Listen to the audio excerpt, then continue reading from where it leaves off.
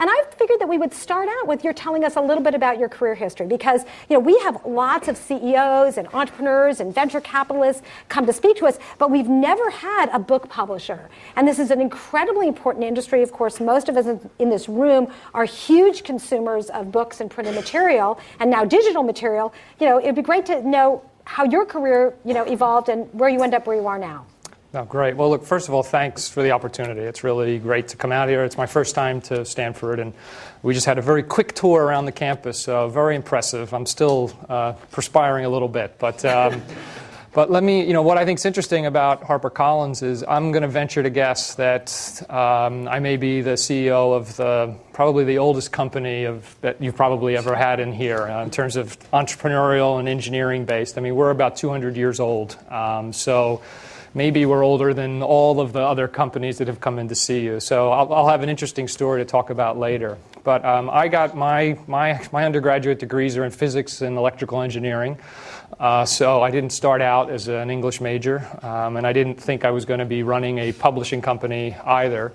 But I was, curious. I liked math and science. I graduated, and then worked for 4 years, basically writing code. And then I went back to business school and got a degree. I was interested in both technology and business. And so I wound up working for 4 years, business school, and then Booz Allen, working in New York in their media consulting practice, where I happened to work for 3 publishing companies in a row across 18 months. And so got to learn a little bit about the book publishing business. And my last client, only after 2 years, was HarperCollins, and I joined HarperCollins. So now it's been a little over 15 years that I've been with HarperCollins. What kind of job did you join, and how did you end up going from that to being the president? I joined, HarperCollins was a client of ours, so I was one of the young kids on the project, and you remember what that's like. And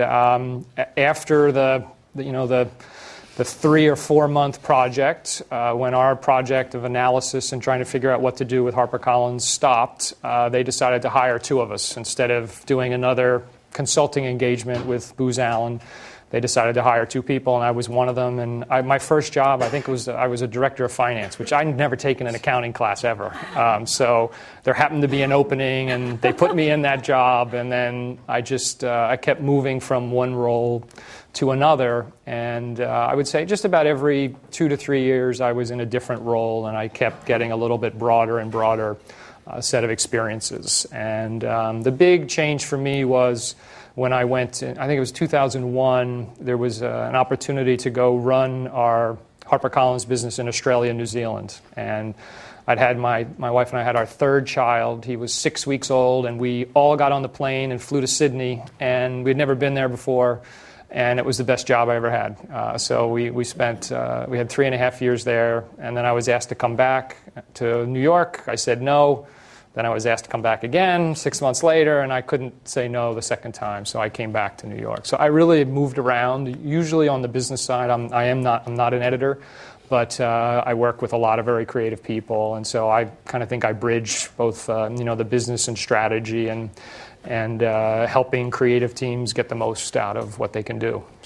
So having been there at HarperCollins for 15 years, I'm going to guess the publishing industry has changed dramatically over that time. Can you paint us a picture of what it looked like then and what's happened over that time? Yeah, I can try. I mean, this industry is the book publishing industry. And again, we're not an educational publisher. We're what's called a trade publisher. That's consumer books. So Barnes & Noble and Amazon are our biggest customers. We're not selling textbooks, for example. But, when I started, it was back when Amazon was founded. I mean, if you go, Amazon's only 15, 16 years old. So it's hard to imagine back then that we weren't selling books online. And so at that time, Barnes & Noble and Borders, the superstore format was the big new innovation in retail and in book publishing. They were the big bad bullies at the time. Independent bookstores were all across the country. Books were really not sold in Walmart. I mean, it was a very, very different, more of a cottage industry. There had been a lot of consolidation. So there were publishing companies now were owned by media and entertainment companies, whereas the generation before, they were family-owned. So they had been the people who were running them had grown up when they were family companies and had a different sensibility, and now they were owned by large conglomerates, often global, and there was a bit of a bit of friction there, I would say, to now where our businesses in the U.S., 30% of our businesses are ebooks.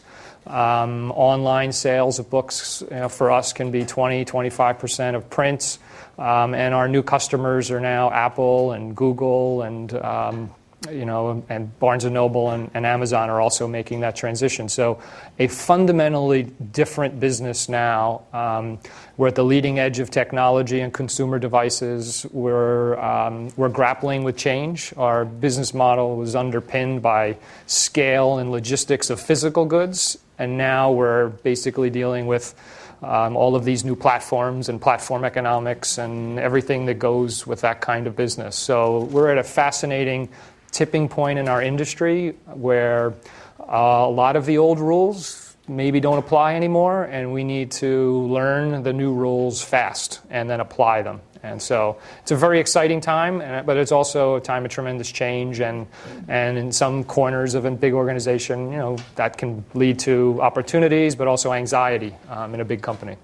Can you paint us a little bit of a picture of the number of books that you publish and how that fits into the global book industry? Yeah. Because I think it's hard to understand the scale. Sure. And even maybe if I had one more question on top of that, what percentage of those books are big sellers, right? I mean, because we think of also about apps, and people are producing a lot of apps, and which ones are big sellers. But within the book market, there are also blockbusters. So maybe the numbers, a little bit of stats. Sure. HarperCollins is the third largest English language publisher. So we have operations in the U.S., Canada, UK, Australia, New Zealand, India. We have a small office in China.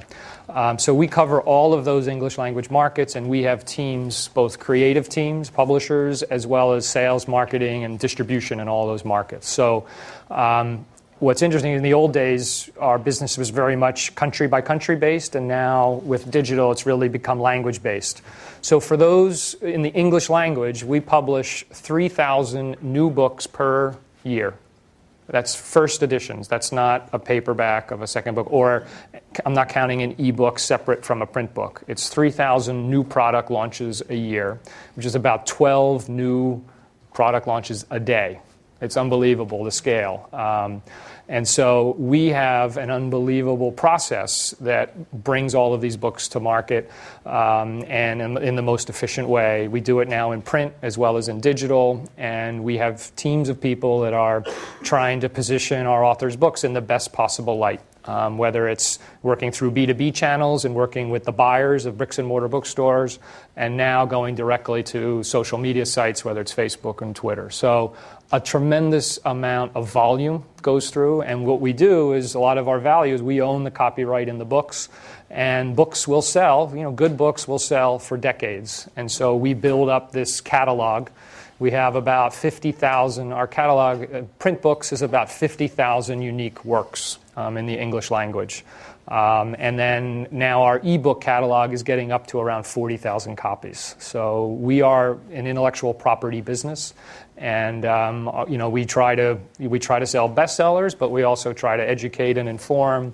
We have children's books. We try to have a book for everybody, and we publish very widely. Fiction, nonfiction, poetry, cookbooks, bestsellers, and literary books. So we never know where the big book is going to come from next year. We have to reinvent the revenues every year. The majority of our revenues come from the new books. And if you think about a consumer packaged goods company where they have selling soap or cereal, I mean, that product doesn't change at all. And we do 12 new products a day. So there's not a lot of scientific experiment because every product is different. It's much more organic, a lot of gut feel, and a lot of collective wisdom that comes from the group of creative professionals that work on those books. So we're the third largest, and I mean, I've lost track of the number of books published per year because now we have self-publishing. We have, there's probably millions of books published a year.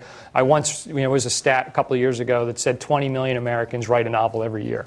So it's a shocking number of people that want to write a book, and I'm sure many of you know people or have written a book at one point in time. So, but we don't, we're not in that self-publishing space right now. We are kind of curating and picking the books that we think we can make a difference with. So I'm just curious, how many books does a book have to sell for you to think of it as successful? I mean, is it I mean, just because to get some sense of scale? Yeah, that's a really hard question to answer, and there are so many ways to define success. When we do our business planning, a book is successful when it sells more than we expected it to sell. So that could be 10,000 copies, but if we bought a book and we thought that book was going to sell 1 million and it sells 100,000, it's unsuccessful. So it really has to do with our expectations when we take on a project, and we take on projects of all different sizes. So, and then there's critical successes too. There's books that win Nobel Prizes. They're big successes as well, but for different reasons. Not so much for economic, more for reputation, more for making a difference. There's a kind of a general genre of important books. Books around policy, whether it's government or social policy. We don't expect them to ever be big bestsellers, but we like to think that we're kind of advancing the dialogue on those issues, and books are unique in a way to do that. There's a lot of short content out there, whether it's newspapers, magazines, blogging, but a book is a little different. It has that enduring value, and they can really add to a conversation in a way that some other media forms can't. So why should somebody, I mean, so many people I know are self-publishing, because if they've got a platform, they write it, they can get it out there right away, they make more money on it. Right. Why should somebody go through a traditional publisher? I mean, I certainly know that the reasons I do, but I'm curious. We can compare notes afterwards. I know, we can compare notes. Why? I mean, look, there are, as I said, there's millions and millions of people who write a book every year. There aren't enough kind of traditional publishers who could ever publish them all. So there are real reasons for people to self-publish. The reasons to go with a publisher like HarperCollins is that you are tapping into, I think of HarperCollins or a publishing house like us as an expert network of professional publishing people. And if you look at the people that we have in-house that are involved in publishing 12 new books per day, the feedback that we get from the marketplace is really astounding. And so we're able to adjust to the zeitgeist. We're able to adjust to what consumers want, whether it's price, whether it's product, titles, the marketing. We are getting all of this feedback into an organization with thousands of people organized into creative teams. And that expertise, that tapping into that expert network, you can't do that as a self-published author. So you can have success, and many people do have success self-publishing. But what you get when you come to a big publisher is the expertise of what's working in the market now. And what we can do is help position that author's work to achieve its maximum success. And there's a lot of logistics that goes into that. There are a lot of connections that we can make to traditional media, new media, to all the buyers, to the librarians where reviewers make a difference. It is beyond what any one person could do. So some people will say, some authors who are successful self-publishers say, oh, I can hire the editor, I can hire the marketing person. I mean, and that's absolutely true. But if you distill down, each book, we probably have $80,000 to $100,000 of professional time going into a book. You can't hire or tap that kind of expertise in one individual or two individuals. You're actually tapping into that kind of expertise by tapping into about 25 different professional departments in a publishing company. And that's unique, and that's not going to go away. But we're also, publishers are not very good at articulating that value. And media loves to write about the disruption and the disintermediation of traditional publishers. And that's a risk and a concern. We think about it a lot. But there's a tremendous amount of value that a big publishing company brings to the process. Yeah, well, I've found that from my experience. Good. Phew. No, I know, I absolutely have. I mean, I could give a whole laundry list of totally amazing things that I've benefited from. One of the things that's always fascinated me is that people who are in the publishing industry, if you say that you're writing a book, the first thing they say is who's publishing it. Right. And I say HarperCollins, and they go, oh, really? So, okay, so It's very nice. But people who are not in the publishing business don't even ask. They don't know. And one of the things that's always fascinated me is that publishers don't build a brand around books. Like, people don't go to a bookstore and say, I'm going to buy a HarperCollins book. And I've always been fascinated that publishers don't do that. And maybe you can talk a little bit about that. Sure. I mean, this is, it's a great question. We always view the author as the brand, and we are putting the author forward and trying to help them build their brand and their platform.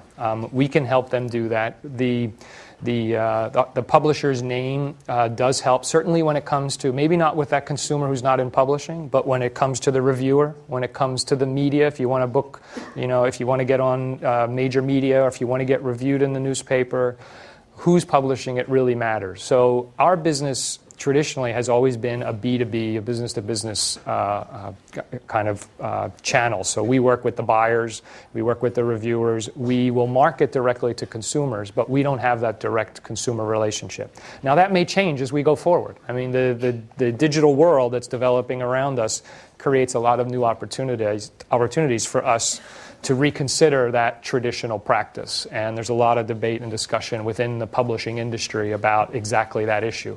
There are a few brands, but maybe in certain genres there are some brands. If people read a lot of fantasy, they might know a brand or two, a publishing brand. But by and large, the biggest publishing companies, we have a lot of imprints, and those imprints are really creative teams. We don't have a monolithic publishing process. We have what we call imprints, where you have a publisher and then the creative team around them, and we find that those small teams are where the best creative work takes place. And so if you're going to organize that way, they have to do the best job with each one of their imprints in order to make those connections with media, with reviewers, and book buyers. So it's a complicated issue, and it may change in the future, but for now we put the author out as the brand. It's interesting. I always, as I've learned more about the publishing industry, think of publishers really as venture capitalists. Right. They are investing in these books, which are, each a little business.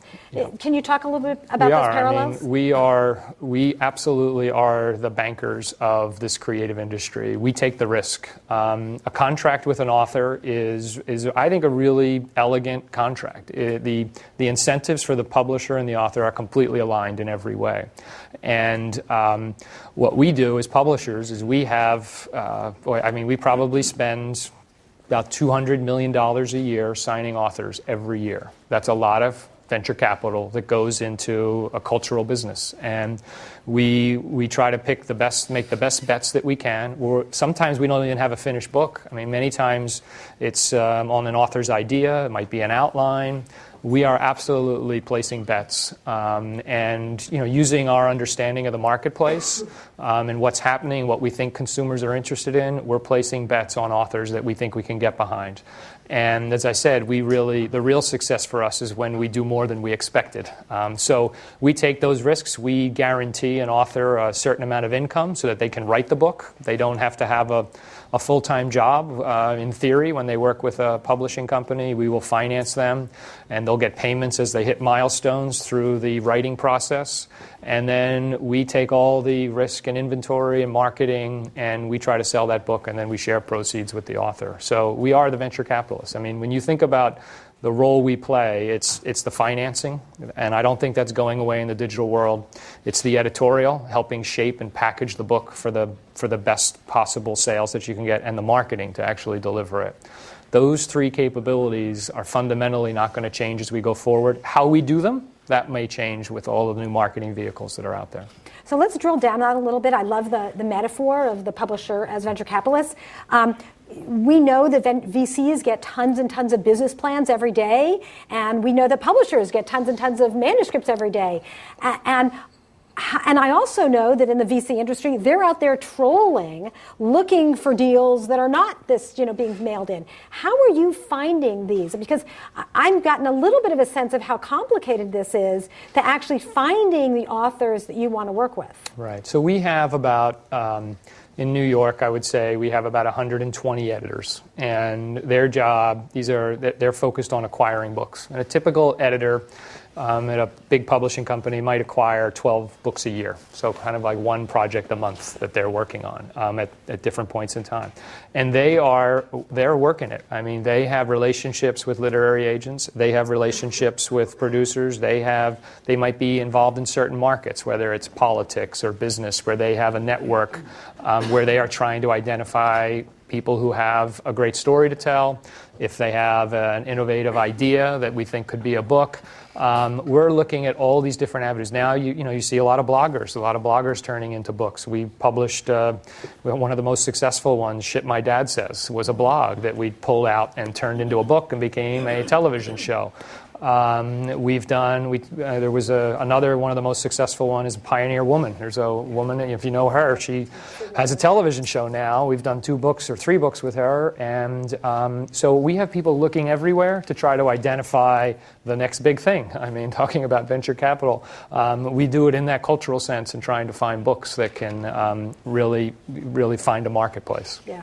My fun story is I met Mark Tauber, my publisher, on an airplane. Oh, really? Yeah, and we became fast friends, and it took 2 years, but he then finally said, will you wite a book? So, that's great. All right, I'm glad it worked. Here we are, you meet him on airplanes, exactly. Right. So what do you see as the biggest challenges/opportunities? I mean, we teach our students that the bigger the problem, the bigger the opportunity. So, what are the problems/opportunities that you see ahead? Yeah, I subscribe to that same theory. I mean, anytime there's a lot of change, there's a lot of opportunity. And so trying to figure out, where is the market going to go is really important for us. I think one of the biggest immediate challenge we have is during this transition from print to digital, we want to make sure that this digital world that's unfolding very quickly around us, we want to make sure that we have the right sort of digital ecosystem for selling and marketing books. And so that means we want to have as many partners as possible to sell books through. We want to have as many marketing channels.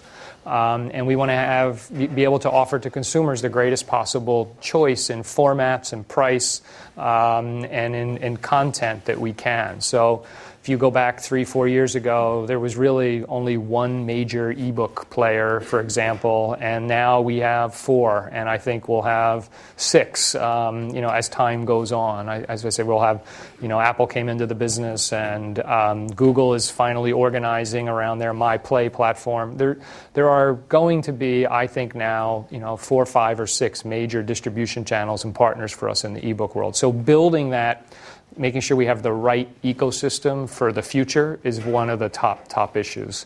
The second issue is during this time of change is how do we get the right capabilities, the right people, the right skills, and the right capabilities into the company. Publishers have done some things the same ways for decades and decades. And as the business transitions to digital, there are so many new ways to do things. As I said, we have to rethink some of the old traditional rules. And we need to think about how do we market directly to consumers. We have to ask ourselves questions about the brand. Should HarperCollins mean something, particularly in a world of a lot of self-publishing? So trying to get the right people involved in those decisions, trying to challenge a very big organization of more than 3,000 people around the world to wrestle with these issues head on and to kind of anticipate where is the market going to be. There are the big challenges that we have. Yeah. So is the definition of a book changing? I mean, is a book still a book? Yeah, is it still a book when it's on a digital reader? And how are you thinking about this? That to me is the most exciting part of the business right now is we can reimagine what a book will be. The print book I think is going to be here for a long time. But with all of the color tablets that are out there now, we can imagine, and we are producing some books with tremendous extra content in them. We can do interactivity. We can have videos. Multimedia is embedded. There's social elements that will probably be rolled out from some partners in this year. There are so many things that we can imagine. We can update. We were talking earlier about updating books. We published Game Change a couple of years ago. And Game Change is a great example where Game Change began kind of a national discussion about the last presidential campaign. And this book went on and on and on. And there were fantastic interviews with the authors on Charlie Rose, on NPR. I think in the future, the editor and the authors of books that begin this kind of national dialogue should be, we should pick the best of them and they should be appended to the back of the book. Because when I finish a book, if I love the book, I don't want it to end. I then want to know, well, what else has happened since this book was published? And the technology's there for us now to append. On my iPad, I'd love to have the red dot show up on my bookshelf on the book and to know that there's now a great video that I missed. I don't want to go to the web and search all over the place. There's a lot of content out there that's maybe not curated, but I think the editor at the publishing company and the author should mutually agree. That was a great interview. This really advanced it. Let's add it into the book. So everyone who bought the book 2 months ago is going to get this new content. So those are the kinds of ideas that I think are right around the corner for us. So what about digital rights management? I mean, there's this interesting problem of, content and who owns it and who can have it. And maybe one person buys my book and they share it with everyone in the world. And, Right. how do we deal with this? That's a complicated issue. One of the challenges that I didn't mention earlier is this whole idea of the value of a book and the issues of piracy and so forth. So digital rights management has some benefits in that it protects the value of the book because it can't be, file sharing is a little bit more difficult. Anybody can file share any piece of media if they really want to do it. But so it has some benefits, but it also has a lot of drawbacks.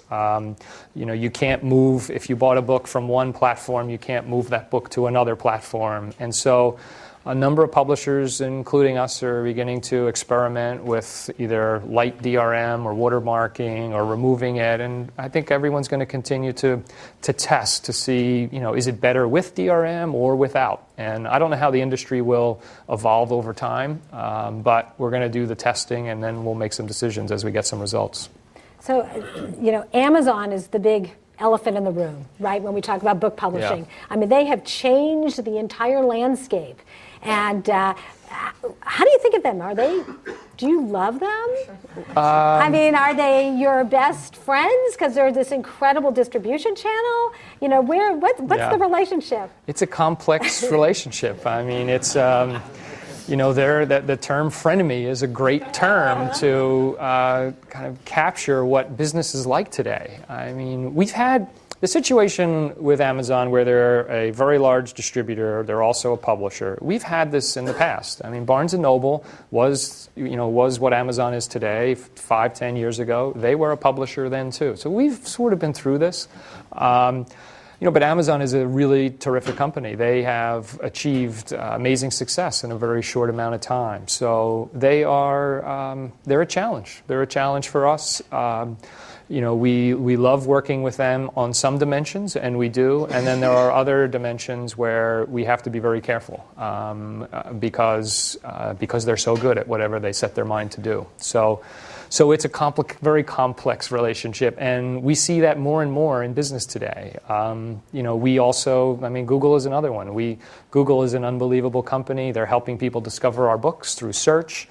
They're getting into the ebook business, but we've also had problems in terms of them scanning all of our books. So there's another company, great, unbelievable on the one hand and very complicated on the other hand. So you have to be a little schizophrenic, I think, today to work with some of these really big successful companies and figure out what are your policy positions and try to work with them with your left hand and then sometimes argue with your right hand. So it's complicated, and I don't know what else to do about it. Is that your Facebook status with them? It's complicated. No, but it should be. So it's interesting since things are changing so quickly. Do you have a picture of where you anticipate the book publishing industry to be 1 year down the line, 5 years, 10 years, 20 years? I mean, I'm assuming you're thinking strategically about this with your team. How far in the future do you try to predict and try to work towards? I kind of think 5 years out, which 5 years out is an eternity these days. I do. I kind of have my wish in terms of what this business would look like, and I, work with my team to try to set policies that get us closer to that. So I think, in an ideal world from a HarperCollins perspective, ebooks and print books would be, balanced 50-50, 60-40, I don't know. They would be complementary. We want bookstores to be around. We think they're very important source of discovery for consumers. They're really important in those communities, so we don't want them to go away. And so, we're trying to set policies in order to ensure or to encourage that outcome will come to pass. We also would like to, we were talking about, the different kinds of content. If you think about the print world, we have many different print formats. We have hardcovers, and then we have what we call trade paperbacks. They're the $13 to $15 trade paperbacks, and then we have mass market paperbacks, which are low priced. I think in the digital world, we should be trying to develop similar multiple digital formats. I can see us someday bundling the audio with the ebook where it's synced. So if someone's reading at night and they get in the car or they go to the gym, they can switch on chapter 4. They know exactly where they left off, and they can listen to chapters 4 and 5 while they're driving or at the gym, and then they can go right back to chapter 6 or 7. That technology is there today. So we're trying to experiment, innovate, and create some of these products so that consumers have lots of choice. So we're working towards those ends, but you can't just get there right away. Yeah. So I'm going to open up for questions in a minute, and I want to ask one more question. Sure. That's a really terrific experiment. In fact, we did a project in my creativity class on the future of the publishing industry, and that was one of the ideas the students came up with, was this, the idea that you go back and forth between media for your book. So I know that there's some demand for that. There is demand for that. So what other experiments? What other things can you share with us that are some prototypes you maybe are working on, or big ideas that would really be breakthrough? Well, the audio, we call that audio sync to text. That's one that we're talking to all of our customers about, trying to develop what we're calling enhanced ebooks, publishing through the Apple bookstore. There's some really terrific things that we can do. We've had some enhanced ebooks where we've sold 16,000 copies of enhanced ebooks. And so we're really trying to develop those. We're trying to scale up the number of enhanced ebooks. We're doing a lot with promotional pricing. I think it was Tim O'Reilly who had said, the biggest problem with books is they're obscure, and so the more you can allow them to be discovered, the more you're going to sell. We're now doing a lot of promotional pricing and working with having an author blog, and then we're able to lower the price for a limited period of time and offer the consumers who maybe had heard of an author but hadn't trialed them before, lower the barrier, the sampling barrier. We're getting a lot of success out of that. And then on the marketing front, there's a tremendous change. Facebook, advertising on Facebook to communities who like a certain author is very, very powerful. A lot of the marketing we did in the old days, where the traditional publishing plan was a full-paged ad in the New York Times. Those days are kind of dwindling.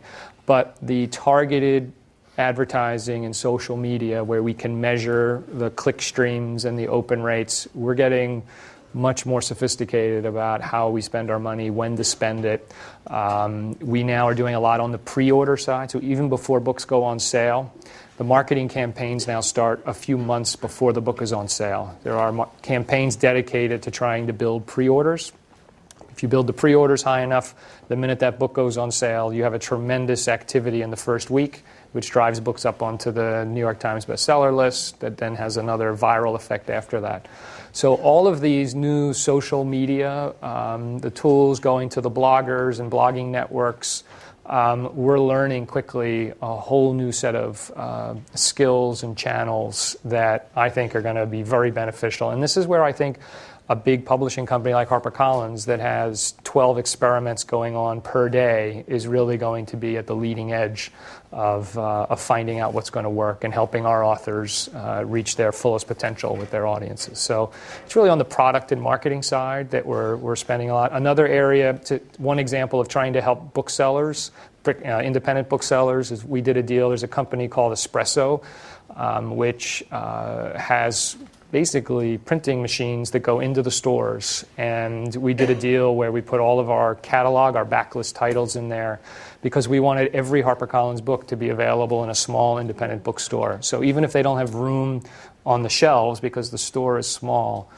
our books go into the machine. If someone comes in and asks for a HarperCollins book, they can get a cup of coffee, and while they wait, they'll have the book printed out in 5 or 10 minutes. That's another innovative idea. I think that we could be moving from very large superstore formats in retail. The size of the retail store will probably shrink, but I don't think we have to give up on the variety of selection. And so there's a lot of ideas like that we think we need to push the envelope, try things, and we're getting great results. Terrific. Great. I'm sure the audience has some questions. Anyone want to start us off? Yep. As the head of such a large and old company, how do you go about keeping up to date with what's going on within the company and facilitating collaboration between those who are really creative and those who are technical. So could you just repeat? Yes. So the question was, in such a large company, how do we stay on top of all the latest developments in technology, and also how do we? What was the second part? The second part was facilitating collaboration. Facilitating collaboration between the creative teams and the kind of the business side. I mean, that is one of our big challenges, is to do that. Anytime you get into a very large company, sharing best practices is something that we spend a lot of time talking about. And we do it a couple of different ways. One, we try to have people that will communicate, almost like their job is to kind of share those practices. So in marketing, we just hired recently a new position into our company in both the US and the UK. We hired a chief marketing officer. We've never had one in book publishing because we had probably 50 small creative teams between the US and the UK, and they operated fairly independently. Now we have chief marketing officers in both the US and the UK in order to facilitate best practices going back and forth. So that's an organizational change. It's now someone's responsibility to figure out what marketing channels are work, and sharing both the successes and the failures. I mean, sharing the failures in some ways is more important than sharing the successes, because we don't want to repeat things that don't work. So that's one of the things that we're doing on the creative side, and then on the business side, and the particularly in say like IT and some of these digital support areas, we have to get them working much more closely with the creative people. And it's a matter of setting up meetings, bringing them in kind of closer to authors and decision making on the products, on whether it's pricing decisions, format decisions. They need to understand where we're going and what's working, so they can help us really build the right infrastructure and the right tools to support where our business is going to be in 2, 3, and 4 years. But it's not easy. I mean, there's a lot of people.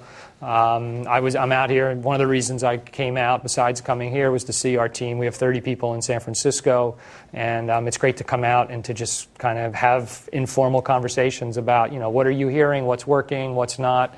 And I'm doing the same thing, comparing what's working in the UK or in a different division where there's not as much conversation. But it's a challenge. When the business isn't changing, or there isn't this kind of rapid transition, it's a lot easier. And now with this rate of change from print to digital, it's really important that we do the best job we can really talking. It comes down to people and communication. Great. Yes? How does a company like yours compete for talent, especially in the technology space? I would imagine like the top engineers will want to work for a high-tech startup versus publishers. How do you compete for talent? So the question is, how do we compete for top-notch technical talent? It's a real challenge. I mean, I think we have to find people, and we've been able to do this in a lot of different functional areas. There are people that are very good in their functional or operational area, but they're also incredibly passionate about books. And so the goal for us is to find that intersection. Someone who has grown up around books, loves books, and almost feels like it's almost like a mission for them to help their skills in order to help a company make a transition. But if someone is just die hard and wants to be, on the leading edge of technology, probably HarperCollins is not the right place for them. And so our job is to find the person where there's that intersection, and then to bring them in, and then to keep them challenged. So some people, I sort of, in this business, one of the things that was interesting to me about the publishing business 15 years ago was that it did feel like it was ripe for change. And sometimes when an industry is ripe for change, there's a lot of opportunity that opens up for people that want to join that company or get involved in that industry. And we're certainly at that point in time where we need a lot of new skills and a lot of new thinking. Can I just slide a question in here? Sure. So you were an engineer by training. I was. And so how has your engineering training, we've got our room filled with lots of people who are engineering students. Why did an engineer go into this? And how are your skills being used today?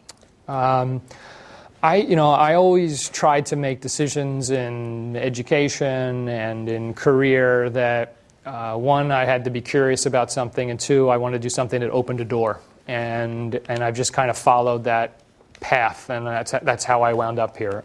How it's helped me, I think, I have undergraduate degrees in physics and electrical engineering, and I wrote a lot of software. My whole background, I feel like, was really in solving complex problems.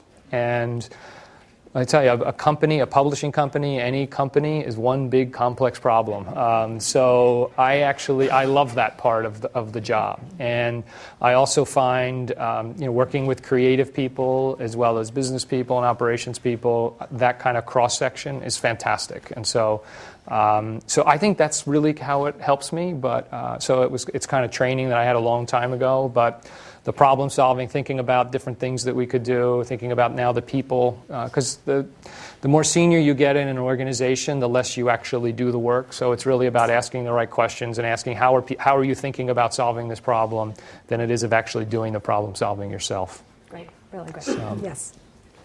So given all the benefits of ebook versus you don't have to worry about inventory or anything like that, and it's easy to distribute, why would HarperCollins pressure Amazon to increase prices, which would deter customers from buying ebooks? Right. So the question is, without all the costs of a print book and the print publishing process, why did HarperCollins pressure Amazon to increase prices? That's a good question. Let's see. I think if you go back a couple of years ago, before Apple came into the business, Amazon was selling books at $9.99. I'm sure you all remember that. At the time, we were selling those books to Amazon. They were paying us about $13, and they were selling them at a $3 loss. And they were very successful. It was a great marketing campaign for Amazon and for ebook consumers. But all of our customers, Barnes & Noble, Walmart, Costco, Google, all of the customers that wanted to develop an ebook platform, they kept coming to us and saying, we want to get into this business, but we can't afford to get in the business because the going price is $3 below our costs. And so I think it wasn't so much about trying to raise prices as it was thinking about what's the right business model to allow kind of the right digital ecosystem. That's why I was talking about one of the issues is how do we make sure that we have tremendous choice for consumers? How do we make sure there's a lot of innovation taking place? I mean, innovation tends to take place when there's a lot of competition between different players, and we were, potentially on a path where there was not going to be any competition. So it really wasn't about trying to raise prices. It was about trying to think about what's the right model that will increase output for consumers and give consumers the greatest choice. And that was one of the issues that we had. Yeah. So it's really refreshing to hear how a big company like HarperCollins is, speak up louder, really. I think it's refreshing to hear that a big company like HarperCollins is willing to change the format and fit with the times. How willing are you, we're talking a little bit about business model right now, how willing are you to entertain other business models besides just selling books? Because I actually own a kid's ebook library, and I wanted to talk to you afterwards about that. Yeah. It's a subscription-based model, so is that something that you guys have thought about or entertained? Yeah, so the question's about is HarperCollins open to other kinds of business models for our books? We're definitely interested in different business models. There are, sometimes we have complications in different kinds of models. So, for example, on a subscription model, some of our partners, some of our literary agents are very concerned about a subscription model. And I'm just going to give you an example of, I think there's an opportunity to do subscription models. We'll probably pilot. But some literary agents who represent big authors, they might not want their big author to be in a subscription program because they think their author is really the attraction for the entire subscription offer. So a small author who might get a few books that are loaned or taken out in that subscription model would get the same compensation as a James Patterson. And some of the literary agents who represent the really big guys, we don't publish James Patterson, I'm just using him as an example. But the economics in terms of how they're shared, not so much with the publisher, but with the individual authors. What's the fair compensation structure for the authors who are included in that subscription model? No one's figured that out yet. And so, okay, all right. So that's one of the issues, is how do you do that? What is it based on? And then you have to get everyone to buy into it if you actually want to get the authors to go into it. So some literary agents are very, are less open to experimentation than the publishers are, and we've got to balance everything. But we're open. There's a lot of models that are out there, and we're in very early days. We're just hitting the critical mass, really, of ebooks in terms of the installed base. And so I think there's going to be a lot of experimentation as we go forward. Back in the very back. Yep. My question is, what advice do you have for someone who wants to publish for the first time? So the question is, what advice do I have for someone who wants to publish for the first time? I would say, you have to. One of the easiest paths depends on how you want to publish. So that's the first question: is are you what kind of audience or market or book is it that you're trying to publish? Fiction, nonfiction, and so forth. Children's books. That's the first thing. What kind of book is it going to be? Second, you have to do some research to find out who, if you want to be published by a big publishing company, who specializes in that particular area. One of the ways to do that is to work with a literary agent. Another way is to go directly to those publishers or the editors that specialize in that area. And cold calling is really tough. The best thing to do is work your networks. I know you have a great network here. Find somebody, a friend of a friend who's either in the business and kind of help point you in the right direction.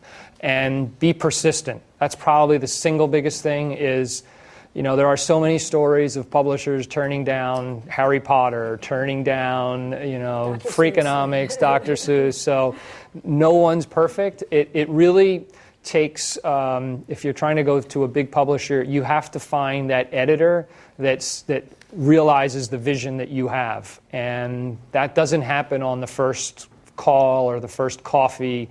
You really need to find someone who's like, yes, I get it, and can help you shape that book into something that is unique. So, number one, persistence. Can I chime in with my tricks? Sure. So, do you want to know my tricks? Okay. And the thing that I always think is you go to the bookstore first, and you go and look where you want your book shelved. And you look at all the other books that are there, and you say, I want my book to be like this book. And then you look who publishes it, and you read the acknowledgments, and you see who the acquisitions editor is. Because it always says, thanks to my fabulous editor, okay? And then you reach out to them. Because then means it's like going to the venture capitalist who is investing in exactly the same thing. I mean, the information's all out there. You just have to do your homework. The worst thing, though, is to just blanket it everywhere because it's a waste of time and everybody's time. Yeah. Well, that's very good. Or taking a flight with somebody. Yeah, right? exactly. One or the other, right? Get on a plane with Mark. So, anyway, another question. Yes, back there. Can you say more about the policy changes that you think are going to help bookstores? And in particular, can you say more about the Espresso concept? Is that yours proprietary? And do you lease it to bookstores, sell it to bookstores? How do you do that? Yeah. So the question is, can I talk more about the changes in policies that might help bricks and mortar booksellers, and to talk a little more about the Espresso book machine. So the Espresso book machine is it's financed. I think one of the largest owners, I believe, is Xerox. They are not. We don't own them. We just put our content in. So we just did a business deal with them. We also have encouraged our sales reps who call on independent bookstores to try to promote it. It's part of what we call at HarperCollins. It's a comprehensive. We call it a comprehensive backlist program. So we're offering promotional dollars to independent booksellers. We might have 10,000 backlist titles, but a normal independent-sized bookstore in a community might only be able to stock 2,000 of those titles. So we'll go in and say, well, maybe if you carry 2,500 of our titles in store, we'll give you the other 7,500 in this machine, so you're never out of stock from a HarperCollins backlist title. That's the idea. So we don't own it. We just are trying to find different business models and ways of encouraging those bookstores to basically to compete in the marketplace today. Ebooks don't go out of stock. There's no shelf space that's taken up with ebooks. So how does an independent bookseller compete with that? And then online bookstores have everything there. And so this machine seems to me to be a way for them to really compete on the selection and the availability issue. And I think some publishers are in it. We're the largest publisher that's in it. I don't know if others will get into it. I think it would be great if they did, but everyone has to make their own decisions. Other ways we're trying to help, and we still do author tours. We still are calling on independent bookstores, and we're looking at other models, kind of financial models to see. There's a concept right now called showrooming, where people go into a bricks and mortar store and they look at the products. This isn't just about books, this is about any retail product, and then they buy the product on their phone from an online site. It's becoming a very, very big issue. There have been stories in the Wall Street Journal and the New York Times about this issue with Target, for example. I've heard stories in Australia. If you want to buy ski boots in Australia, you have to pay $100 just to try the ski boots on.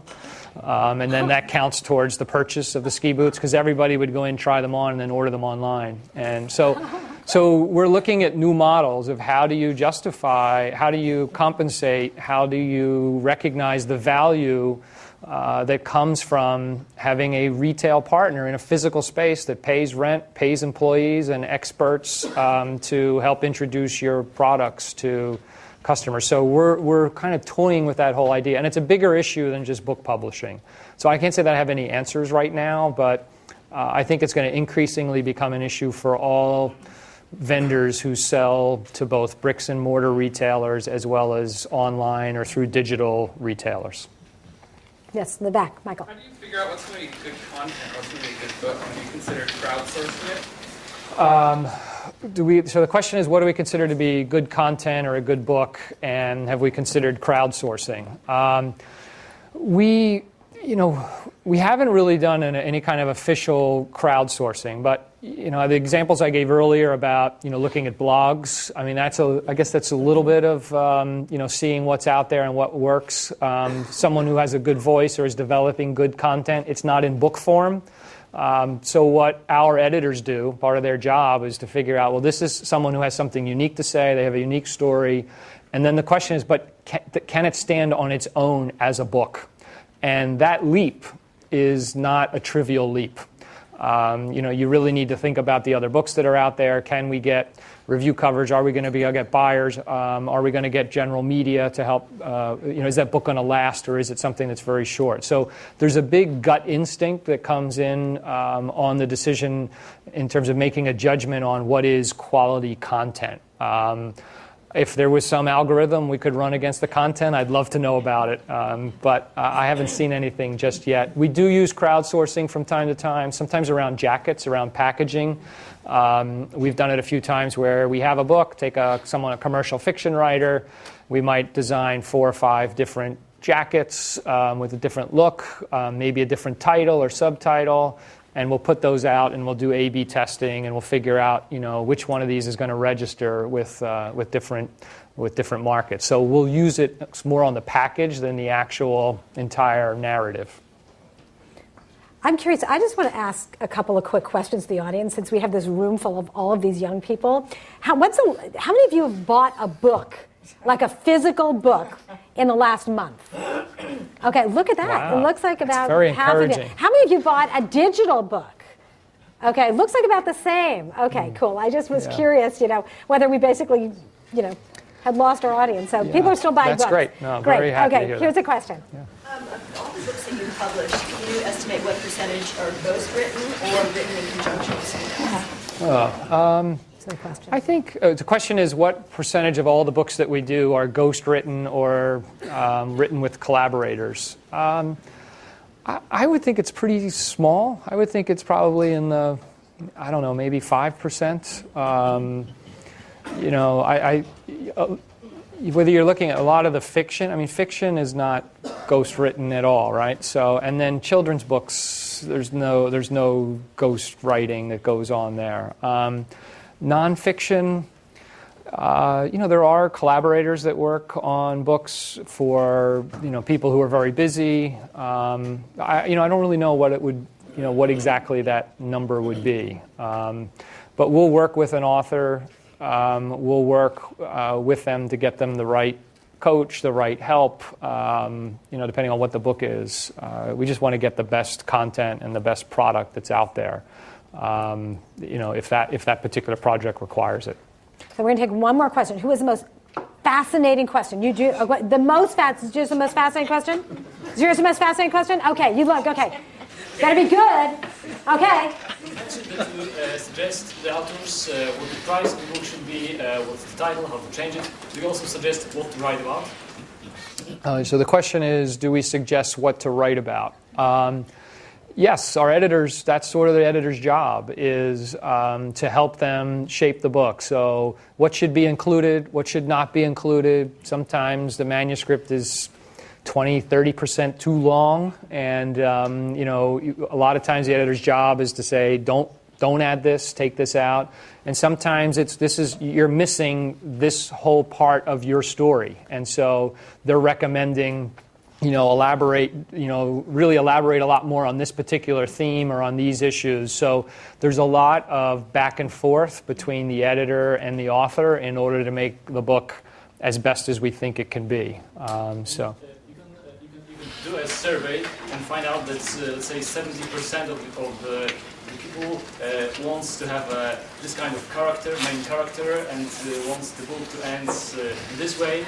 And politicians do things like that. So right. Do you do this also? We haven't gotten to that level of detail. The question is, do we, when it comes to the actual narrative or the story arc or character development, do we do any kind of polling or and that we haven't gone in that depth of detail. A lot of times, we also, when we crowdsource, sometimes we haven't done it with the entire book, because often we hold that book back for like the big media blitz. So if you kind of let it out there, or if you let it out there and where it's only 50% complete, it's then hard to kind of bottle that back up again and then kind of go out to the market. So you'd have to do it in a small, closed group in order to kind of get that big marketing bang once the book is ready to go to market. But we do, in the children's area, some of the teen novels, there's a lot of, again, it's more instinct, I think, about how should the narrative develop, what kind of characters are people looking for. There's a lot of collaboration in that space because it's a really fast-growing space. But some of the best, literary novelists, they're doing whatever they're going to do, and we have a hard enough time getting a straight edit out of, with them. So it really depends on the book and the author. Well, this was a fascinating peek inside the publishing industry. Please join me in thanking Brian Murray. Thanks.